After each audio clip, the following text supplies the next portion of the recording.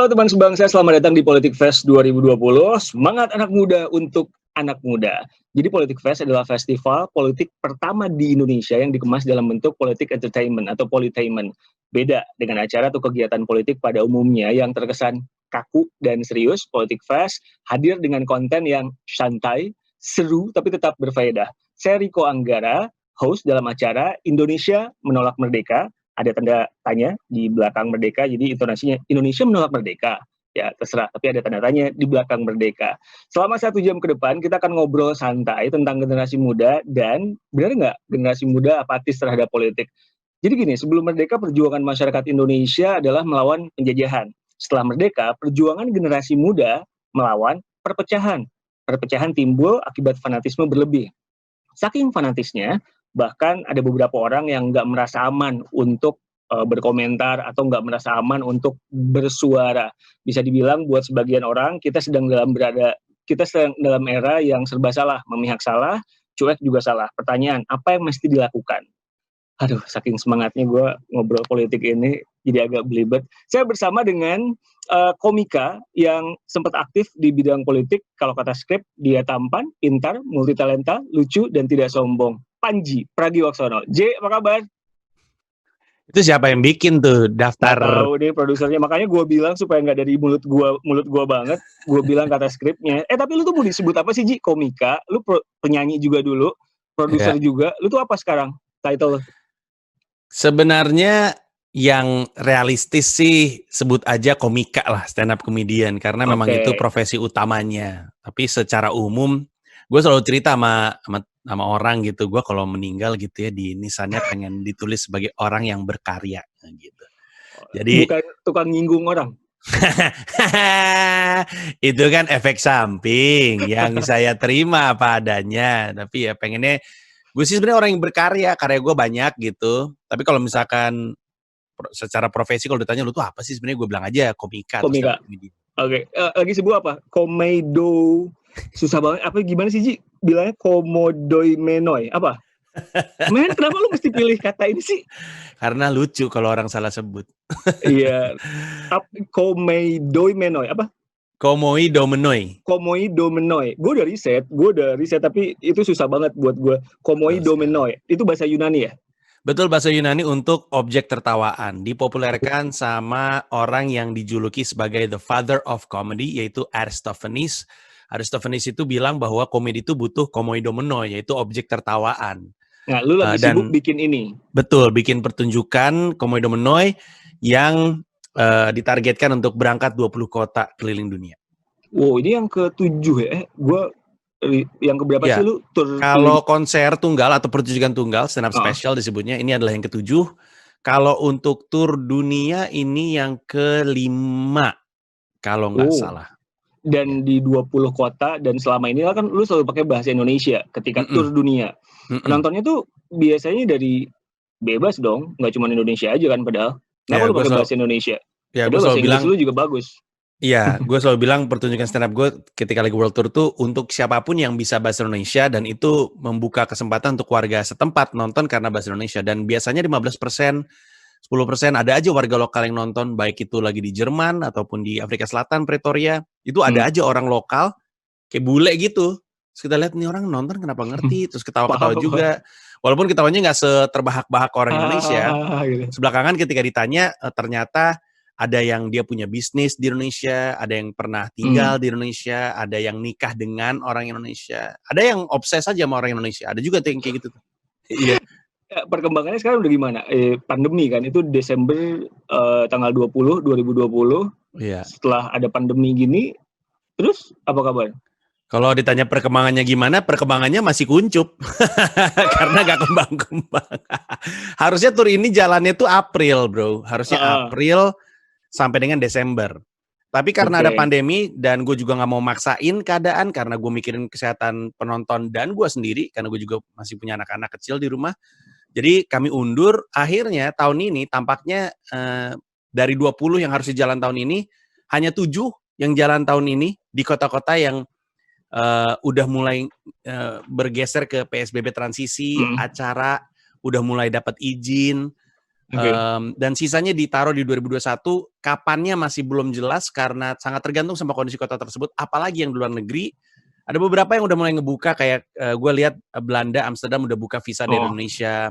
Tapi kita lihat aja kondisinya seperti apa. Yang pasti semua informasinya ada di tersinggungolepanji.com kalau orang-orang pengen cari jadwal. Ya, tersinggungolepanji.com. Jadi kalau lu kan banyak dibilang ya, tersinggung oleh Panji. Lu kalau misalnya bikin materi stand up itu, lu mikirin nggak sih kayak ini orang akan tersinggung nih sama gue? Lu kan sempat ribut dengan ormas, dengan pemerintahan, ribut karena kucing dan lain-lain. Lu kan nggak capek ya? Lah, dulu gue pikirin bro, gue berhati-hati. Dulu tuh gue selalu mendiskusikan beat gue dengan istri gue. Istri gue paling jago untuk nemu celah bolongnya di mana supaya kita bisa tutupin. Kita selalu dia mikirin. Dia punya hati ya? Iya, dia punya, saya tidak terlalu. Tapi dulu gue peduli gitu, peduli untuk memikirkan itu. Kita cari jalan namanya. Bahkan pertunjukan gue yang di JCC yang tahun lalu tuh, yang Pragiwaksono Stand Up Comedy Special, itu gue desain sebagai pertunjukan paling aman, paling tidak menyinggung, paling personal, ngomongin hanya diri gue sendiri, nggak hal-hal yang beresiko. Pertunjukan yang paling hati-hati, yang paling mikirin perasaan masyarakat supaya nggak tersinggung, ternyata ketersinggungannya luar biasa. Akhirnya hari ini gue pikir ya udahlah, gue nggak usah mikirin deh perasaan penonton. Orang gue hati-hati aja tersinggung, ngapain gue hati-hati? Yang penting gue ngomong apa yang gue mau dengan tujuan lucu. Kalau orang tersinggung gue minta maaf, tapi niat gue adalah untuk ngelawak. Jadi sekarang gue udah nggak terlalu memikirkan perasaan penonton, karena pusing loh bro. Kalau misalnya kita nulis joke, siapa yang tersinggung ya? Oh si ini tersinggung, ya udah nggak jadi, ganti lagi. Oh ini nanti malah nggak lucu Ji. Ya udahlah, akhirnya yang komodo-mono ini gue bilang sama orang-orang, guys, ini gue mau sembarangan nih mulutnya. Jadi sekiranya Anda tipis-tipis tersinggungnya, sebaiknya nggak usah nonton dulu deh, karena ini berantakan lah intinya. Nah, kalau konteksnya politik, Ji, kita kan sekarang juga masih banyak orang yang kayak sensitif, ngerasa tersinggung, dan lain-lain. Padahal udah lewat kontestasinya, walaupun nanti masih akan ada pilkada serentak, tapi itu kan nggak hype banget. Nah, lu sekarang gabung dalam politik fest. Kita pengen mengemas ini menjadi sesantai dan menyenangkan mungkin. Kenapa lu pengen gabung? Dan kenapa lu ikutin ambil bagian?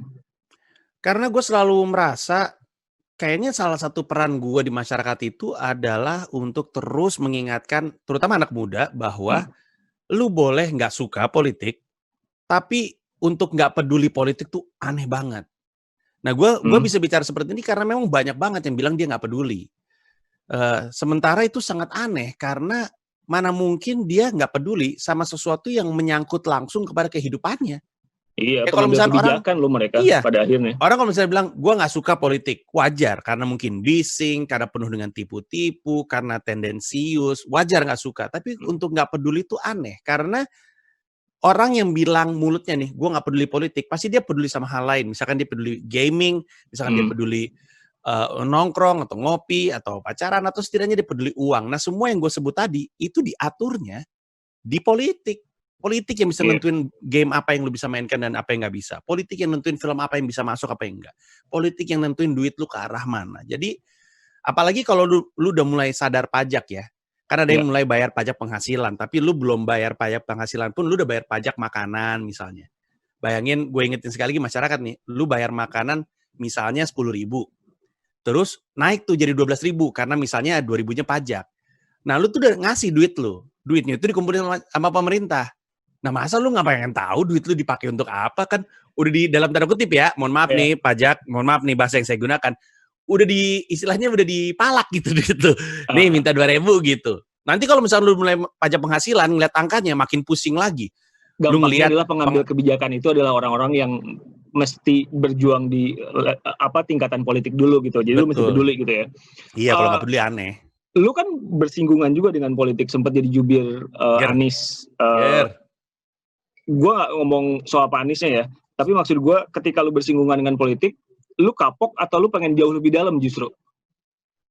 Oh, kapok sih enggak. Ketika gue terjun ke politik, motivasi gue jelas. Satu, nyari premis stand up comedy.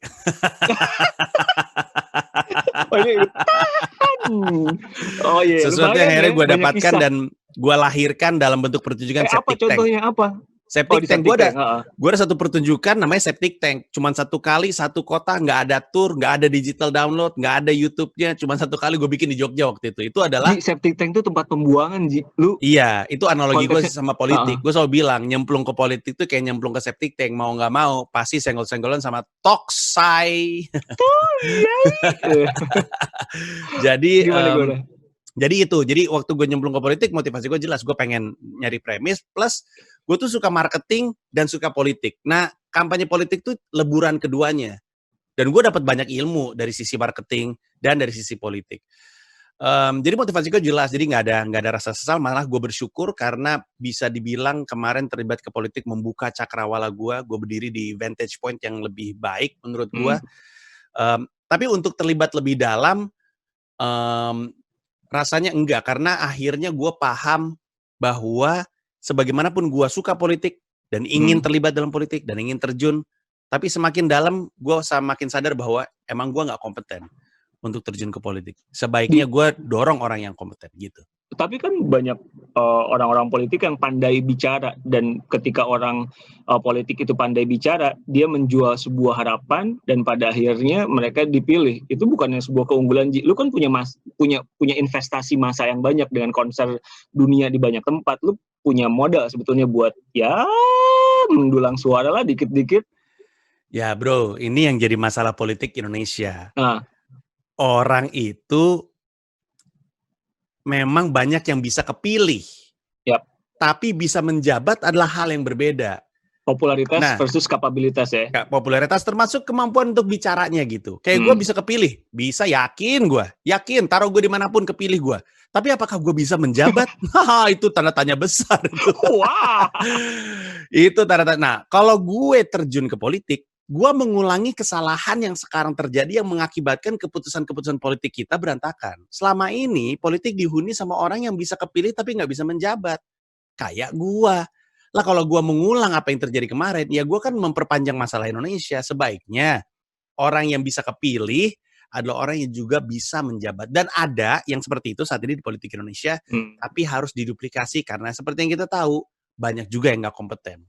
Tapi kan lu setuju nggak kalau untuk mengubah sebuah sistem, mengubah sebuah tema besarnya bangsa, lu mesti masuk ke sistem. Kalau nggak lu bisa jadi cuma dianggap noise aja, ya lu kan ayolah masuklah supaya lu bisa ikutan gabung mengubah semua ini gitu. Setuju nggak? Ya itu pertama gue setuju bahwa kalau lu pengen mengubah lebih besar dampaknya memang terjun ke politik. Bukannya nggak terjun, nggak bisa juga.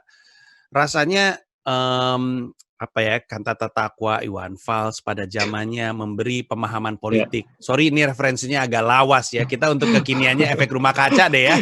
Siap, gue ya aja lagi. Nggak, tapi atau bahkan komika seperti Sammy Not a Slim Boy atau mungkin Adriano Colby itu membantu ngasih pemahaman politik kepada masyarakat dan itu penting.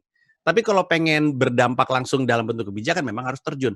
Nah yang jadi masalah adalah gue nggak pengen orang yang terjun ke politik cuman bawa mimpi. Sebaiknya bawa misi. Bedanya di mana? Mimpi mah mengawang. Misi udah datang dengan latar belakang masalah. Ini contohnya nih. Ini orang yang terjun ke politik bawa mimpi. Ditanya, ngapain lo ke politik? Saya ingin mengubah Indonesia jadi lebih baik. Nah orang-orang kayak gini nih, nggak ngerti apa yang mesti dilakuin. Gue pernah ngobrol sama caleg ketika gue tanya, kenapa lu pengen terjun ke politik? Saya lelah dengan intoleransi yang terjadi di Indonesia, jadi saya pengen terjun ke politik untuk menghapus intoleransi. Gua tanya gimana caranya menghapus intoleransi, jawabannya adalah dengan membuat pemerintah lebih transparan. Bingung dong saya gali-gali lebih dalam. Dalam hati lu bilang apa dalam hati? Dalam hati saya tidak berkata apa-apa, tapi ada soundtrack, bro, ada miak gitu di dalam kepala. Tapi saya diam aja. Gue gali lebih dalam, ternyata dia benar-benar masih mengawang gitu. Nah bedanya dengan misi apa? Misi ini kayak gini. Kenapa lu mau terjun ke politik? Gue mau atlet-atlet Indonesia punya jaminan hari tua. Gue pengen gak ada lagi tuh atlet yang ketika dia udah berprestasi, dia kemudian terpaksa harus menjual medalinya untuk jadi kemudian jadi tukang beca dan segala macam. Itu misi itu, karena dia datang dengan latar belakang masalah yang jelas. Dia lihat masalah, dia tahu bagaimana solusinya, dia udah melakukan riset, dia masuk untuk menciptakan produk undang-undang yang mengarah ke sana. Itu contohnya tuh. Nah, Jadi lu punya misi dong, Ji. Punya misi, tapi sekali lagi untuk bisa ke politik itu dibutuhkan sejumlah otot. Gue tuh selalu ngerasa ada 3 jenis orang yang bisa masuk ke politik. Satu, punya latar belakang pendidikan yang terkait. Misalnya lu kuliah hukum, masuk anggota DPR, masuk akal. Atau lu misalnya kuliahnya hubungan internasional, terus lu masuk ke HI misalnya, atau Kementerian Luar Negeri, masuk akal. Jadi latar belakang pendidikan. Yang kedua, punya kekhususan dalam kemampuan. Misalnya dia udah lama mengadvokasi warga yang tergusur, bisa tuh. Atau udah lama peduli dengan aktivisme kesetaraan hak gender, itu bisa tuh. Jadi dia lama tuh ada aktivismenya. Yeah. Artinya dia udah ketemu sama stakeholder, dekat dengan masalah, bisa mengubah. Dan yang terakhir adalah orang yang udah punya otot politik yang kuat. Biasanya orang yang ikutan organisasi underbow dari partai politik. Supaya dia nggak kaget. Nggak punya salah satu, nggak apa-apa. Tapi kalau nggak punya semuanya, berantakan di dalam. Kalau misalkan ada orang yang nggak punya semuanya, tapi pengen dia punya niat baik untuk mengubah, dia punya pengen berkontribusi.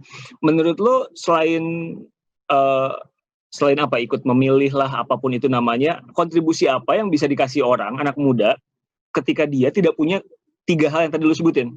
Apa kontribusi politik yang dia bisa kasih? Pertanyaan bagus sekali oleh Anda. Saya jurnalis Panji Pragiwaksono. Bagus pertanyaan Anda. Ini jawaban saya nih. Tapi jawabannya rada aneh nih. Jawabannya adalah, kalau lu pengen punya dampak secara politis, tapi nggak punya kemampuan yang tadi gue sebut untuk bisa masuk ke politik, maka peran lu di masyarakat adalah menjalankan hak politik dengan benar, supaya jadi contoh bagi orang lain agar mereka tahu gimana caranya menjalankan hak politik. Contoh. Bentar, nggak semua orang tahu hak politik. Ya oke. Hak politik itu termasuk memantau dan mengkritisi pemerintah dan menggunakan suaranya dalam pemilu, entah itu pilkada, pilpres atau pileg gitu. Nah, bagian paling penting yang tadi gue bilang adalah melakukan atau menggunakan hak politiknya dengan benar. Lalu dia bisa jadi contoh orang lain supaya orang lain juga dengan benar. Karena belakangan ini yang sering terjadi di masyarakat adalah dikotomi orang baik lawan orang jahat di politik. Biasanya kan ada yang bilang Erdogan sempat bilang kalau misalnya orang baik nggak masuk politik, orang jahat yang akan masuk. Lu setuju nggak? Itu bahaya sekali menurut gua, pernyataan seperti itu. Dan dulu gue juga ngomong gitu, jangan salah. Dulu gue ngomong gitu. Dulu Mas Anies ngomong gitu. Dulu Pak Jokowi juga ngomong gitu. Dulu Prabowo juga ngomong gitu. Kenapa bisa ngomong gitu semuanya? Karena mereka merasa orang baiknya. Tapi tanpa sadar, ketika mereka memposisikan gue orang baiknya, yang di seberang akan merasa, lah, jadi menurut lu gue orang jahatnya, oh lu gak bener lu. Akhirnya yang jadi pemecah belahan gitu.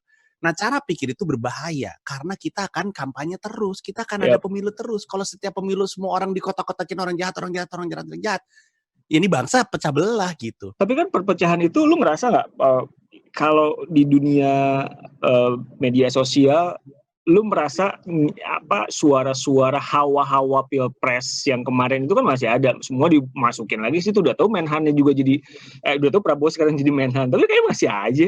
Lu ngerasa menurut gitu gua juga? ada tapi makin menipis. Gua rasa sekarang masyarakat udah lebih cerdas. Jadi yang kemarin nih ini pengamatan gue, ada banyak orang yang untuk pertama kalinya menginvestasi dirinya kepada politik dan dengan itu dia bawa emosinya. Ada banyak banget. Nah, lama-lama, terutama sekarang-sekarang ini mereka sadar kayaknya gue nggak perlu naruh emosi gue deh di politik. Politik itu adalah kancah tempat kita bermain secara logis, pragmatis gitu. Bukan sesuatu yang kita bawa emosi, karena percuma. Maksud lu jangan terlalu invest emosi banyak itu karena? Ya, banyak hal. Pertama, karena nggak perlu. Lu akan patah hati dengan investasi yang lu taruh secara emosional. Terus kedua, itu hanya akan membawa kebencian kepada orang yang ada di seberang. Karena lu begitu percaya pilihan lu orang benar, lu akan tanpa sadar begitu percaya bahwa yang di seberang lu jahat. Dan ketika lu ngelihat temen ada di posisi seberang, terus keluar tuh pikiran, ih nggak nyangka ya, ternyata dia A atau ternyata dia B. Nah, yang kayak gitu-gitu tuh bahaya tuh. Dan selain itu, ngapain bawa emosi? Karena yang di atasnya, pelaku-pelaku politiknya, aduh itu mereka pragmatis sekali gitu. Jadi kadang-kadang ketika gue terjun ke politik, gue ngeliat ke atas, buset nih di antara kanan kiri, ternyata santai aja, nggak gimana-gimana banget. Nengok ke bawah sedih ngeliatnya orang pada berantem gara-gara politik gitu. Nah, karena Pak Prabowo sekarang udah masuk kabinet, orang tuh jadi luruh dengan sendirinya. Kebencian mereka terhadap kubu Prabowo jadi luruh, kubunya Prabowo kepada Pak Jokowi juga luruh, jadi ngacak sendiri gitu. Nah ini akan membuat 2024 menarik karena kocokannya jadi ngulang dan kelihatannya sentimennya juga jadi riset dari nol. Setidaknya udah mendekat ke titik nol. Lu ngerasa nggak, lu sebagai content creator di media sosial juga, nggak semua orang sesolid lu, Ji.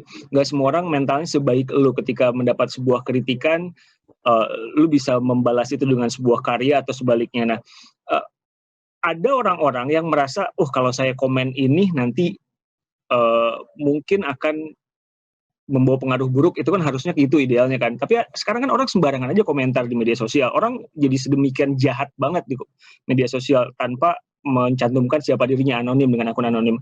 Menurut lo apa yang terjadi?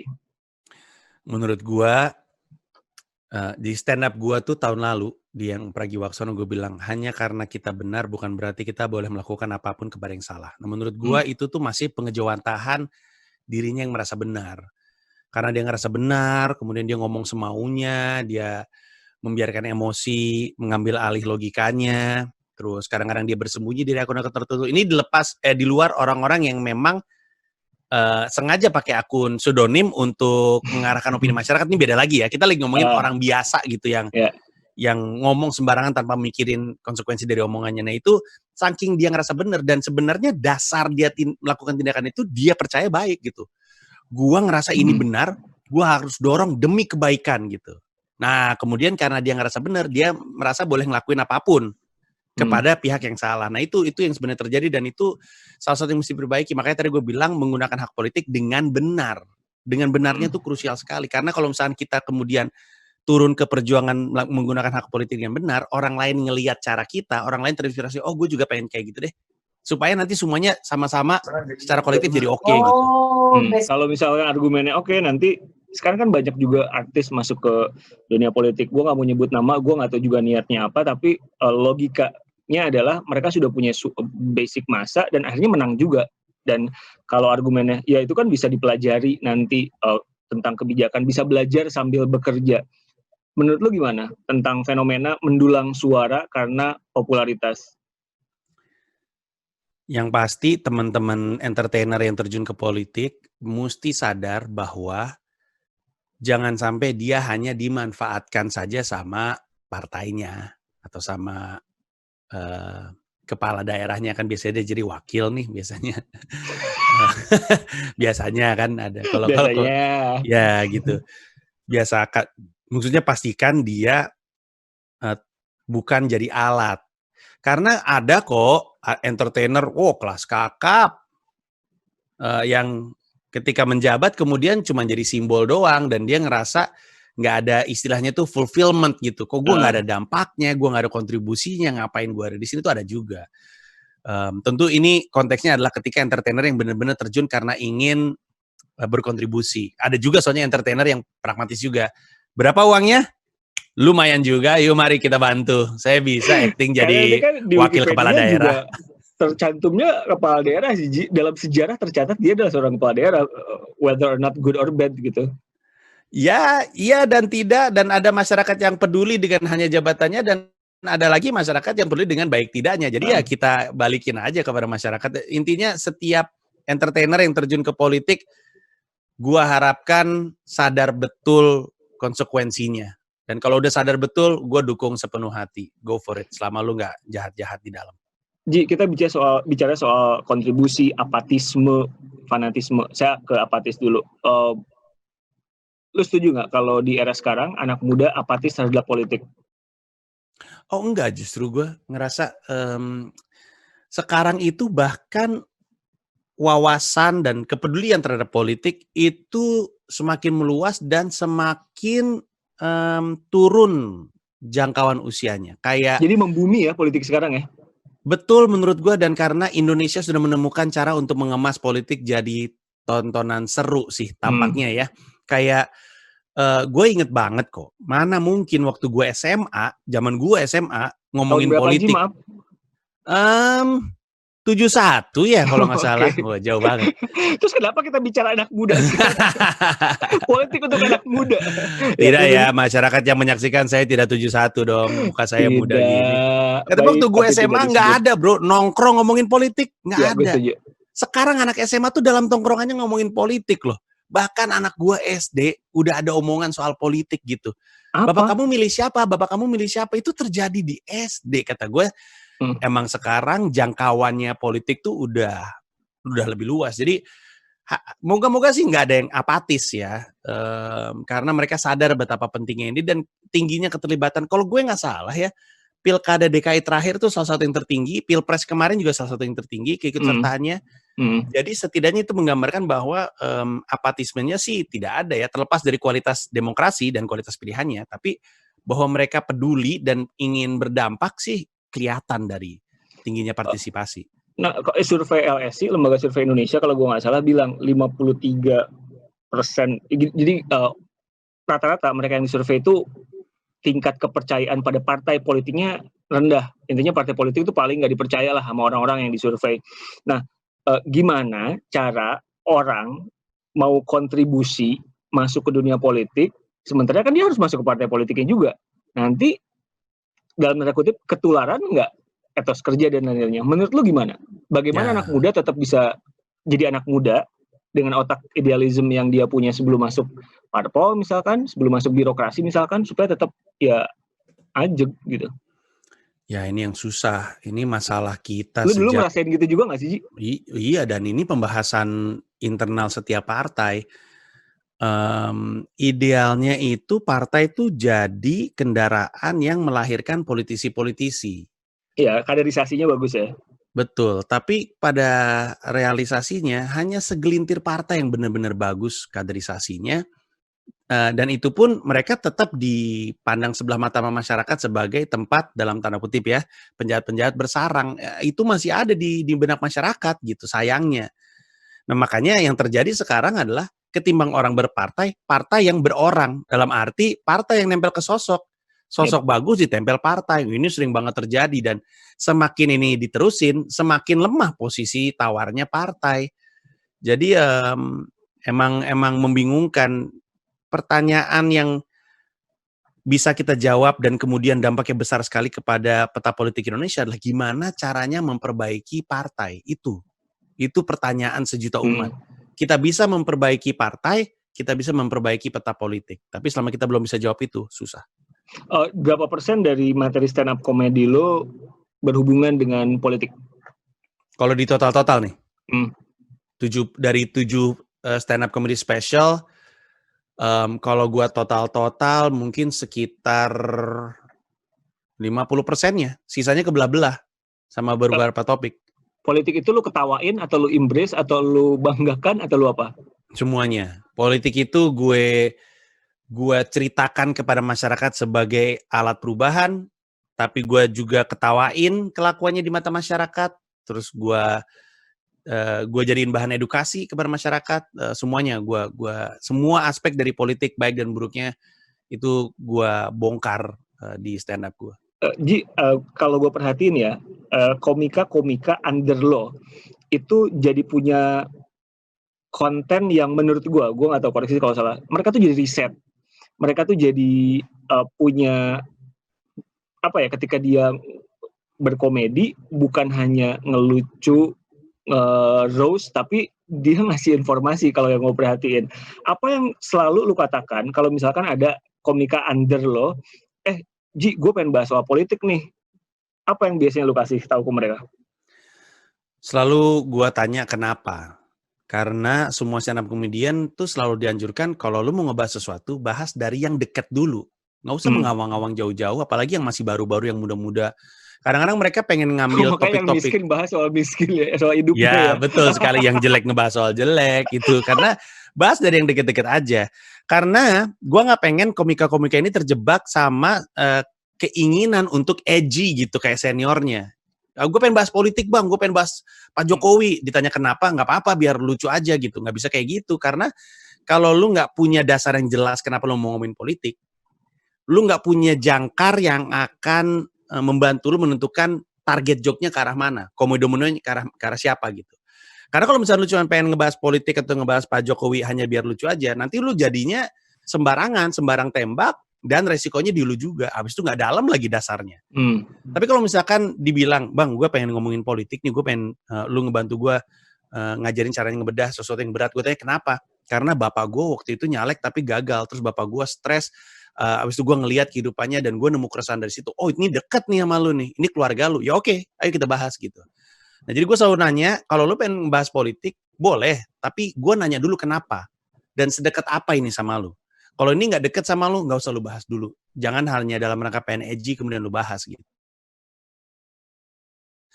Jurang yang sulit untuk lu keluar dari situ. Lo takut mereka nggak bisa menghandle dampaknya untuk mereka? Iya, karena kebebasan berpendapat itu. Lu udah pernah merasakan itu? Betul. Kebebasan berpendapat itu adalah sebuah kemewahan yang ringkih sekali gitu. Kayak mahkota yang terbuat dari apa tuh rempeyek, bukan rempeyek apa sih? Tahu nggak? Lu tau peyek nggak sih? Tahu gue. Iya, rempeyek ya. Kalau bisa keguncang-guncang hancur. Iya. Lu bayangin ada mahkota yang terbuat dari rempeyek gitu. Jadi mahkota tapi gampang sekali hancur gitu. Jadi lu mesti jaga juga. Jangan karena kan gue kebebasan berpendapat terus lu mau ngomong sembarangan gitu. Jadi itu sih yang membuat gue kuat. Sorry, di era sekarang tahun 2020 dengan media sosial yang rame banget isinya, lu masih berpendapat bahwa kebebasan berpendapat itu sesuatu yang ringkih? Oh iya. Karena kebebasan nggak ada kebebasan mutlak. Karena kebebasan kita akan selalu bersinggungan dengan kebebasan orang lain gitu. Jadi kebebasan berpendapat tuh sebenarnya menurut gua istilahnya slippery slope gitu. Lu pikir lu bebas tapi sebenarnya nggak benar-benar bebas. Apalagi sekarang selama di UU ITE masih ada satu pasal yang mengkhawatirkan itu, siapapun bisa kena gitu. Stand up comedian, percaya atau tidak. Itu beberapa waktu yang lalu pada ngecekin video-video mereka yang lama, kemudian mereka take down sendiri, takut tiba-tiba jadi masalah di kemudian hari karena waktu itu nggak terlalu PC masyarakatnya, nggak terlalu politically correct gitu. Jadi mereka bisa ngomong sebebasnya. Tapi sekarang karena masyarakat udah terlalu PC, mereka ngelihat, aduh gue ada tuh yang beresiko mana ya gue cari terus dia turunin gitu. Ini yang bikin acara kan dia ngasih judul Indonesia menolak merdeka tanda tanya. Backgroundnya adalah ketika ada satu misalkan kemarin selebriti dia ngucapin selamat ulang tahun buat presiden, kemudian dikomentarin lalalala. Lu setuju nggak ada orang-orang Indonesia yang menolak merdeka karena itu tadi ketika ada seseorang yang mestinya bebas berpendapat malah dihantam dan tanda kutip sehingga dia jadi takut lagi jadi nggak merdeka? Gua rasa itu kurang tepat ya, karena yang berpendapat itu ketika dihantam orang lain lupa bahwa hantaman itu juga kebebasan berpendapat sisi situ. Orang itu bebas untuk berpendapat apapun, walaupun itu tampak tolol, walaupun itu salah sekalipun, walaupun itu bohong, itu haknya dia. Dan kitanya yang harus memperkaya diri kita dengan ilmu dan wawasan untuk menentukan mana yang bisa gue dengar dan mana yang tidak. Sorry, sekarang silakan. Tapi kan gini, tadi lu bilang setiap orang bebas berpendapat. Kita punya satu contoh case, ada seorang selebriti, Anji sama Hadi Pranoto. Menurut dia itu adalah kebebasan dia berpendapat, bikin konten yang menurut dia niatnya baik. Tapi turns out enggak. Menurut banyak orang juga. Gue hati-hati ngomong ini supaya gue bisa terkesan bisa bebas berpendapat juga. Menurut lu gimana? Seseorang yang punya followers banyak banget, seseorang yang dikatakan public figure bisa memengaruhi banyak orang, sekarang kan pada bikin konten YouTube dengan argumen bebas berpendapat bisa masukin apa aja ke kontennya. Menurut lu gimana kalau konteksnya public figure? Ya menurut gue paham betul Anji datang dari mana. Anji datang dari kalangan yang meyakini bahwa ya ABCDE lah, ini keyakinan dia, dan orang yang ada bersama dengan keyakinan tersebut banyak, dan Anji merasa orang-orang ini nggak ada yang bela. Jadi Anji ngerasa tanggung jawab gue punya platform, gue punya kanal, gue punya suara, gue akan ngomongin kebenaran yang gue tahu. Bahwa pada akhirnya kebenaran dia ternyata salah, dia yakini sendiri sebagai salah, yang penting kan dia minta maaf dan itu sudah terjadi gitu. Tapi dasarnya adalah itu tadi, semua orang yang pada akhirnya blunder dan ntar belakangan muncul di YouTube Deddy Corbuzier itu melakukan itu karena dia pikir dia benar gitu. Jadi kita nggak bisa benar-benar benci dan demonizing seseorang gitu. Dia adalah setan. Ntar dulu, ini dia ngelakuin itu dasarnya itu benar. Nah, yang jadi kritik terbesar kepada Anji itu biasanya gue kritik balik kayak, tapi kan Anji ngasih platform sama orang-orang yang salah, itu kan kesalahannya dia gitu. Ya, Dia pikir dia benar itu tadi, Ji. Maksudnya kalau dia pikir dia benar kan belum tentu dia tidak kompeten untuk bilang bahwa sesuatu itu benar. Ya. Nah, yang jadi masalah kan ketika akhirnya yang dia bilang itu salah. Terus dia bawa orang yang makin memperkuat kesalahannya itu. Nah, terus orang bilang Anji salah karena ngasih platform kepada orang-orang seperti itu. Terus gue bilang, ya oke, kita bilang sama Anji lu salah. Tapi kita kemudian jangan diam ketika stasiun televisi melakukan hal yang sama. Sebelum ada YouTuber, stasiun TV selalu ngasih platform untuk orang-orang yang salah. Untuk apa? Mereka nyebutnya untuk rating nih TV. Sama YouTuber juga ngomongnya AdSense. Beda istilah sama makhluknya gitu. Jadi kalau misalkan lu mau menyerang Anji, ya nggak apa-apa. Tapi ingat juga kita serang juga yang lain. Bahkan ada menteri, bro. Ada menteri yang pernyataannya sama dengan Bapak Hadi Pranoto yang bilang udah ngirim ke Queen Victoria. Menteri, ya ampun. Terus kita lupa bahwa menteri itu pernah bikin pernyataan yang ya gitu. Jadi maksud gue yang apa yang kita yakini salah ya udah, tapi ya kita adil juga gitu. Kita serang Anji ya kita serang menteri dan serang media juga gitu. Lu khawatir nggak dengan Indonesia, Cela? Gede banget ngomong Indonesia. Lu khawatir nggak dengan keadaan yang sekarang? Apakah karena gini, banyak orang merasa bahwa ini kok ngomongnya makin sembarangan. Ada beberapa orang yang ngomongnya makin sembarangan di media sosial, ada kebencian di situ, walaupun gue tahu nggak ada yang ideal di dunia ini. Dan nah, lu khawatir nggak dengan keadaan seperti ini? Sama sekali tidak, tapi mungkin karena gue optimis yang agak-agak keterlaluan. Gue nih sebenarnya racun banget nih, gue agak ultra optimis, bahaya lah sebenarnya nongkrong sama gue. Jadi mungkin gue nggak benar, tapi gue meyakini apa yang sedang terjadi di Indonesia itu bukan sesuatu yang harus dikhawatirkan, justru sesuatu yang harus kita terima sebagai bagian dari proses. Kita emang lagi belajar untuk hidup bersama dalam perbedaan. Dan gue meyakini dibandingin negara lain, kita nih emang lebih rumit belajar untuk bekerja samanya. Karena kita lebih aneh gitu. Maksud gue lebih banyak, lebih ragam. Emang kita nih butuh waktu lebih lama daripada negara-negara lain untuk saling memahami. Orang kita baru kelihatan warnanya masing-masing pasca 98. Sebelum 98 warna pada ditutupin semuanya. Diseragamin. Sekarang tuh kita baru ngeh gitu. Dan butuh waktu. Ya Allah, Indonesia baru merdeka juga 75 tahun. Amerika Serikat merdeka tahun 1776, guys. Kita ini baru 75 tahun. Jadi santai aja. Indonesia itu seperti kapal pesiar yang kalau belok emang jauh. Jadi kita mau belok kanan nih, 5 km sebelumnya kita udah bilang, guys, kita mau belok kanan. Karena alatnya, bendanya gede. Negara-negara lain yang kecil seperti misalnya mohon jangan tersinggung ya masyarakat Singapura. Misalkan Singapura mungkin kayak speedboat. Singapura kalau mau belok udah kelihatan gitu. Nah, karena Indonesia besar, Indonesia rumit, Indonesia kompleks, Indonesia butuh waktu. Dan menurut gua kebisingan ini harus kita terima dan harus kita sama-sama sepakati untuk kita pelajari gimana caranya kita bisa benar-benar bersatu dalam perbedaan dan kebisingan ini. Karena kalau kita menyerah, percaya sama gua, akan ada orang-orang dari sisi pemerintahan yang bilang, udah deh, gue lihat rakyat nggak bisa nih, gue biarin dewasa dan belajar dalam perbedaan, yaudah gue tutup kanalnya, gue atur ini, udah susah deh. Ketika kebebasan kita kemudian ditahan, karena katanya kita terlalu bising dan nggak bisa bekerja dalam perbedaan, ya udah kita akan nyesel sendiri kemudian belakangan. Gimana supaya kebisingan ini berakhir baik? Dia butuhkan jembatan-jembatan. Orang individu yang berkenan jadi jembatan. Gua ngerasa salah satunya itu adalah peran gua. Gua belum jadi jembatan yang baik, tapi kayaknya itu salah satu peran gua dan harus lebih banyak orang. Karena ketika kita tahu orang-orang ini terpisah di pulau-pulau, baik secara fisik ataupun secara mental dan cara pemikirannya, maka yang mempersatukan itu jembatan. Jadi jangan bikin tembok. Nah, kalau individu-individu Indonesia berkenan untuk jadi jembatan, kebisingan itu akan jadi lebih baik karena ada dialog gitu. Masalahnya di sosmed tuh orang lebih sering pengen merasa benar ketimbang menjadi benar. Kalau merasa benar mah, ya udah ngomong aja apa adanya. Menjadi benar tuh butuh dialog dengan resiko mungkin dia salah. Nah ini yang belum mau dilakukan sama banyak orang.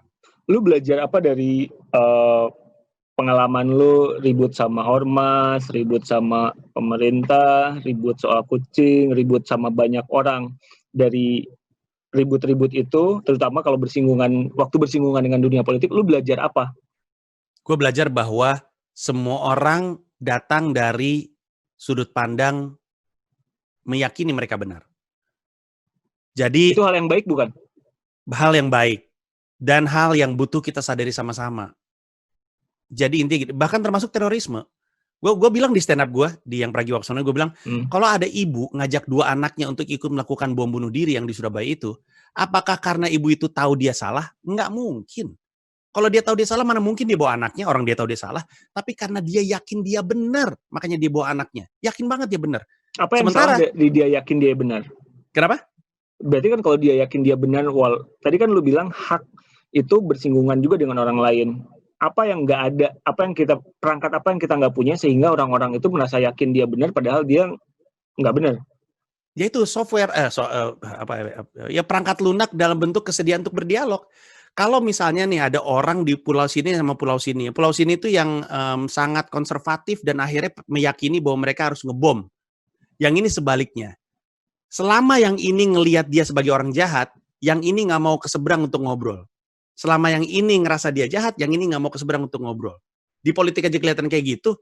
Bukannya tujuannya kita banyak-banyakan suara ya supaya menang. Lu malah dorong-dorong orang ini menjauh, ya lu nggak akan punya suara. Yang dibutuhkan itu adalah orang yang mau dialog ke sini. Karena dia yakin banget bener.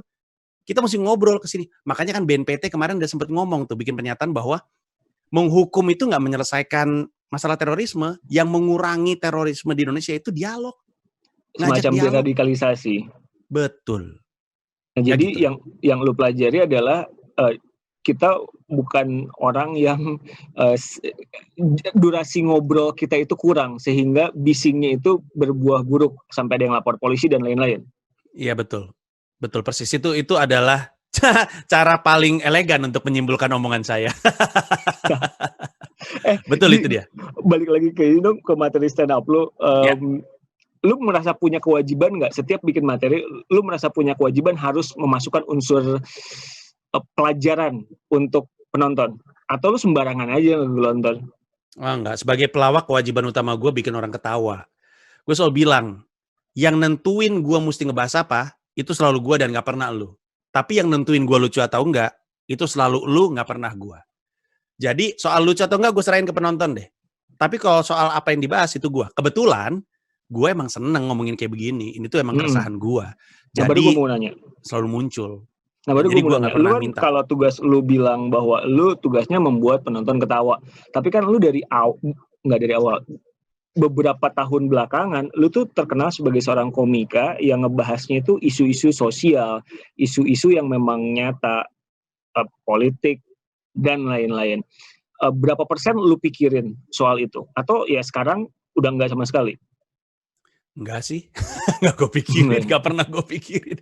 Gue pikirin dalam arti yang gue omongin ini datang dari riset yang mendalam gitu. Kayak ketika gue ngomongin soal pelanggaran HAM, itu didiskusikan bersama dengan teman-teman Kontras. Jadi mendalam. Gitu ya? Sedalam itu ya? Oh iya. Waktu gue bikin materi stand up tentang kerusuhan 98 itu kan datangnya habis ngobrol sama Kontras. Tragedi Trisakti itu kan habis ngobrol sama, ada aliansi di Trisakti gitu antara dosen, rektor, mahasiswa, alumni yang ngomongin soal tragedi Trisakti karena kasusnya belum selesai. Jadi kalau soal pembahasan itu gue lakukan secara mendalam karena gue tipe komedian yang percaya the truth is funny, if it's not funny you haven't dig deep enough. Jadi kebenaran itu lucu, tapi kalau misalnya lu belum ngerasa lucu berarti galinya kurang dalam. Jadi gue gali dalam terus sampai gue nemu lucunya. Jadi gue selalu mikirin dalam arti apakah yang keluar dari mulut gue ini benar atau salah gitu. Tapi gue nggak pernah mikirin apakah penonton suka atau tidak dengan ini. Gue gak terlalu peduli apakah mereka nyaman atau enggak denger ini. Gue tahu kok banyak penonton gue gak nyaman ketika gue membahas di stand up gue soal regulasi prostitusi. Tapi itu sesuatu yang gue yakini dan gue gali dengan dalam. Bahwa pada akhirnya suatu hari ada orang yang bilang, Panji lu salah, gue mungkin terima. Dan mungkin akan gue bahas di stand up tahun-tahun mendatang. Tapi untuk saat ini yang gue yakini. Dan setidaknya gue dasari dengan riset yang cukup baik. Sebenarnya gak beda sama kayak Anji sih. Anji juga ngerasa dia udah riset kan, ya kan dia udah ngomong itu merasa itu kebenaran dia yakini, Ya cuman pada akhirnya yang menentukan gue beneran benar atau tidak adalah faktanya gitu. Oke, kalau kita bicara stand up dan politik, itu dua. Ji, ini orang awam, gua awam. Stand up komedi itu jenis komedi yang seperti apa sih? Apakah bisa dikotak-kotakan? Karena kan stand up komedi itu identik dengan komedi yang mikir, komedi yang riset, komedi yang politik, komedi yang satir. Benar nggak sih? Atau gimana? Secara umum, stand up itu adalah komedi argumentatif. Karena kata stand up pada stand up komedi itu stand up dalam konteks membela opini, membela pendapat gitu. Kayak konteksnya tuh stand up kayak stand up for what you believe in, stand up for your rights. Jadi bukan stand up berdiri. Makanya stand up komedi itu adalah jenis komedi yang isinya syarat dengan argumentasi. Argumentasi bisa sederhana kayak kenapa sih kalau kita naik pesawat terus udah gitu toiletrisnya kecil-kecil banget kayak segini-segini, odol dan segala macam. Itu kan dia argumentatif. Sampai kepada kenapa sih kita harus pecah karena politik, masalah Pak Jokowi dan Pak Prabowo gitu. Tapi bagaimanapun stand up comedy itu adalah komedi yang argumentatif, syarat dengan keresahan, syarat dengan opini, dan itu tercitra dari materi-materi stand up-nya. Makanya lu butuh riset tadi itu. Oke. Sebaiknya. Ini terakhir, kalau soal anak muda, kontribusi era sekarang dan lain-lain, karena Politik Fest ini kan sebetulnya pengen mengemas politik dalam sebuah tatanan yang seru, tapi tetap berfaedah. Apa yang bisa anak-anak muda lakukan sekarang, selain tadi yang lu bilang, menggunakan haknya dengan baik, yang paling dekat itu apa, yang paling simple, yang paling gampang itu apa? Nonton Komodo Menoi Stand Up Comedy World Tour saya. Info di tersinggung oleh panji.com. Itu ada politiknya emang? Ada bener. Kan gue ngomongin UU ITE juga di situ. Oh, apa lagi yang lo ngomongin? Ada UU ITE, gue juga ngomongin soal penjara. Kalau gue bongkar nanti gue dihalang-halang sama ormas nih. Ya gak apa-apa kan, seru, ormasnya juga nonton, suruh beli tiket aja. Selama mereka bayar mah biarin aja ya. Biarin aja. Moga-moga mereka gak jadi demo, jadinya ketawa-ketawa di dalam. Tapi gue ngomongin soal UU ITE, ngomongin soal politik, ngomongin soal cara pandang kita terhadap orang yang salah dengan menggunakan analogi penjara. Dan kehidupan di dalam penjara, gue bahas juga. Ini penjara, literal penjara? Benar, penjara. Oke. Argumen gue adalah bahwa kita selalu ngelihat orang yang di penjara sebagai orang jahat, padahal menurut gue, orang yang di penjara itu bukan orang jahat, orang sial. Karena kita semua, gue yakini pernah melakukan pelanggaran hukum yang sebenarnya hukumannya penjara, tapi lu bayar substitusi denda. Masuk jalur busway, nerobos lampu merah. Bro, itu kan ada penjaranya 1 minggu, cuma lu substitusi denda 500.000. Nah, jadi ada pembahasan itu juga di dalam topik gue. Tapi untuk ngejawab dengan benar, hal yang paling baik yang bisa anak muda lakukan tuh sebenarnya adalah mencari tahu sebenarnya passion lu tuh apa. Passionate. Jadi bukan hobi ya. Bukan hobi ini passion. Jadi gitu. konteksnya Hobi. politik ya, Ji? Iya termasuk. Karena gini, kalau lu tahu passion lu apa, lu akan mendalami dunia itu. Dan semakin dalam dunia itu, apapun itu, lu ngomongin soal lu suka diving atau scuba diving, atau lu suka gaming, lu suka skateboard, atau lu suka stand up comedy, lu akan sadar bahwa setiap dunia yang lu cintai itu ternyata akan bersinggungan dengan politik. Baru lu mulai melek, oh iya benar. Orang gua waktu pertama kali terlibat di yayasan kanker gua, kan gue punya yayasan kanker Pita Kuning. Awalnya gue cuman karena gue peduli pengen ngebantu pasien kanker yang tidak mampu. Tapi ketika gue terjun makin dalam, gue sadar, oh ini emang banyak pemangku kepentingan yang sifatnya politis gitu. Gue bikin acara komedi makin dekat dengan politik. Makanya semakin lu ketemu dengan dunia yang lu cintai, ketika lu dalami, lu akan sadar bahwa emang bener. Bahkan di dunia yang gue cintai, politik juga bersinggungan. Dan akhirnya kan enak. Lu bersinggungan dengan politik, peduli dengan politik lewat kendaraan yang lu cinta. Lu gak harus memaksa diri lu untuk ngikutin talk show politik, nontonin debat politik. Gak perlu. Lu hanya perlu tahu apa yang lu cintai dan sadari ternyata dunia yang lu cintai itu tetap bersinggungan dengan politik. Baru lu mulai melek, mulai peduli, mulai ikut berjuang. Dan ketika banyak orang yang mencintai dunianya dengan berbagai macam bidang, nanti dia akan berjuang kan. Bisa ada yang lewat jalur politik, jalur apa, dan lain-lain begitu. Oke, terakhir deh Ji. Jadi Komodo Menoi ini akan hadir dengan banyak hal, tapi intinya adalah kalau di pembicaraan kita yang udah sejam ini, lu mau bilang bahwa setuju nggak kalau misalkan anak muda ambil bagian di politik, bukan politik secara lu harus masuk parpol, Indonesia akan jadi lebih baik? Ya, gue setuju. Iya. Pokoknya hanya selama kita melakukan sesuatu dan itu adalah aktivitas politik kita, gue meyakini, walaupun bising, walaupun penuh dengan pertentangan, kita lagi jalan menuju ke arah yang lebih baik. Oke, karena politik itu nggak harus lewat parpol dan lain-lain, tapi semua yang lu cintai bersinggungan dengan politik. Itulah kenapa anak muda harus peduli politik. Sekali lagi, Panji Pragiwaksono, good luck Terima dengan kasih banyak, bro. Tour Dunia 2020 lo. Semoga Siap. banyak yang nonton dan banyak yang senang dengan itu semua. Oke, Ji. Terima kasih banyak, sukses buat semua kegiatannya. Anda juga terima kasih sudah meluangkan waktu menonton Indonesia Menolak Merdeka. Saya Riko pamit, kita ketemu kapan-kapan. Sampai jumpa.